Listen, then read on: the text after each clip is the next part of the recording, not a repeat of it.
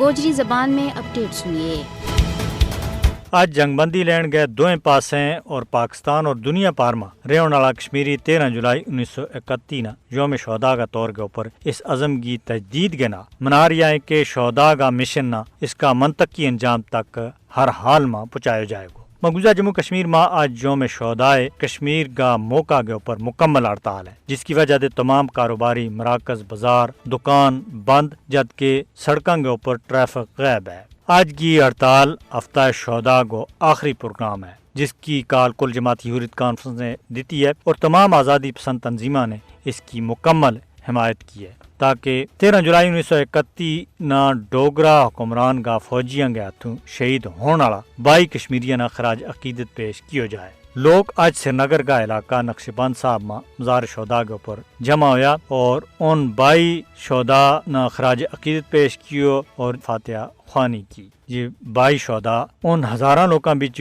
ہیں جڑا 13 جولائی 1931 عبد القدیر نامی شخص کے خلاف عدالتی کاروائی دیکھن کے واسطے سینٹرل جیل سری نگر کے بیڑے جمع ہوا تھا، جنہوں نے لوکاں نہ ڈوگرا راج کے خلاف اٹھ کھڑا ہون کے واسطے کیا تھا۔ پیشی کے وقت ایک نوجوان نے اذان شروع کی اور ڈوگرا فوجیوں نے اس کے اوپر گولی چلا کے اس نے شہید کر دیتا۔ اس کی جگہ دوجو نوجوان اگے آئے اور گولی چلا کے اس نے بھی شہید کر دیتا۔ اسی طرح اذان مکمل ہون تک 22 نوجوان شہید کر دیا گیا تھا۔